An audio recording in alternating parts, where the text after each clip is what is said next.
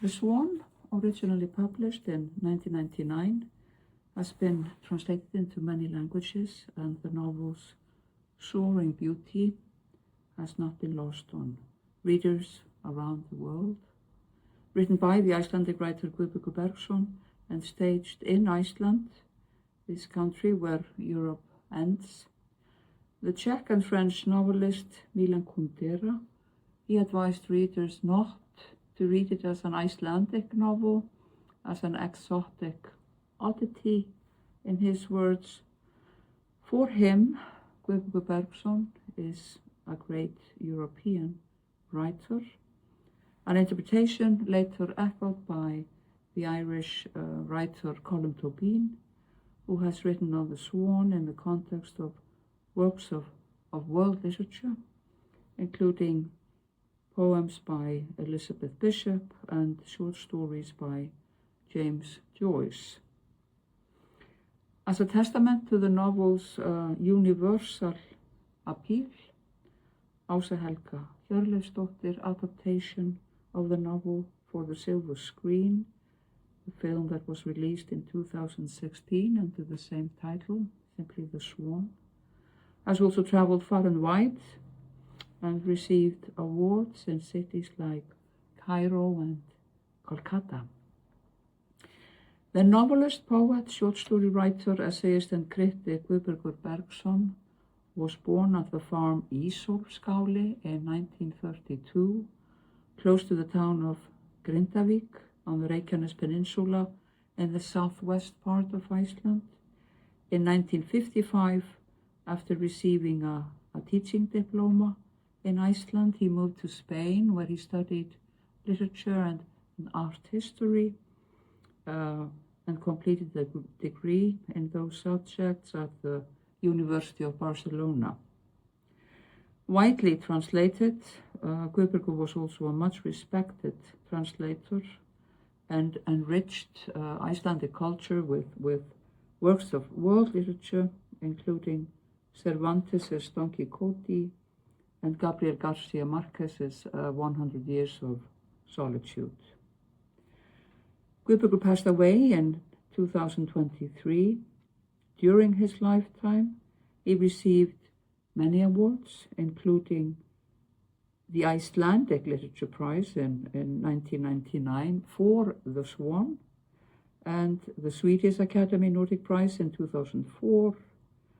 In 2007, he received the Spanish Royal Cross, and in 2013, he was awarded an honorary doctoral degree at the Faculty of Languages and Cultures, University of Iceland. His perception of life and literature can be said to be shaped by a tireless engagement with literary and aesthetic traditions that stretch from Iceland to the cultural domains of Europe and the Americas. And another work by this immensely prolific writer and translator that reveals the scope of his vision is the novel Tómas Jónsson bestseller, published in 1966. It secured Gudberga's place as one of the chief modernists in Icelandic literature. Furthermore, according to Enrique Benantes, one of the renowned translators of Icelandic literature on the European continent, the novel Tómas Jónsson bestseller belongs to the international revolutionary literary movement of the 1960s and 70s, which includes novels of world literature like Mikhail Bulgakov's The Master and Margarita and Marquez's 100 Years of Solitude. Whereas Gudberga's perception of life and literature can be said to be shaped by a tireless engagement with literary and aesthetic traditions, the origin of his aesthetics can be traced to the site of his childhood on the edge of Europe, the at the time village of Grindavík on the Reykjanes Peninsula, the town which shortly after Gudberga's death in 2023 was torn apart by earthquakes and volcanic eruptions. In a text fragment he once wrote on himself as an author of literature for the Reykjavik City Library, he confesses that few things are harder on the mind than the endless ocean, the barren lava, earthquakes, and villages on the edges of the world where all storms reach land. Simultaneously, he writes, if the external circumstances are viewed from a certain vantage point, the peripheral surroundings can be constructive.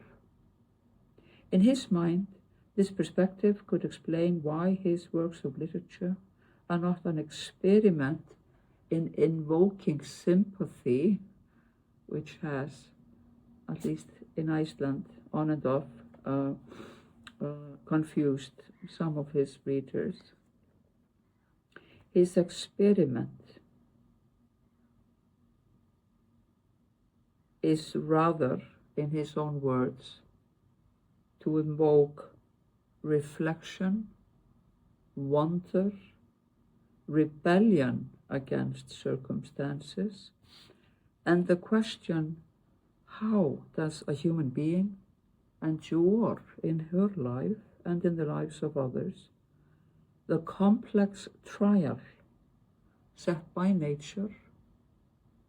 And here the term nature also applies to human nature.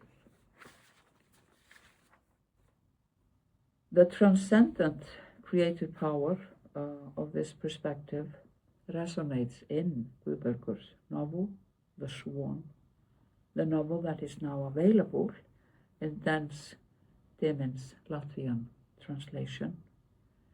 In the company of the Swan's solitary 9-year-old protagonist, a little girl who travels inland away from her coastal town, the reader is offered an opportunity to perceive and reflect on the wonder and trials in the lives of humans and animals during one summer on a farm and in its nature-bound surroundings.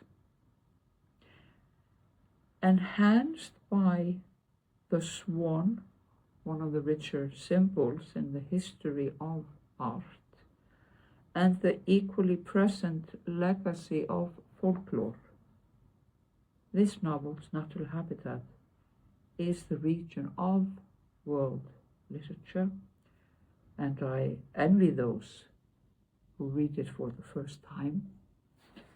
Bon voyage.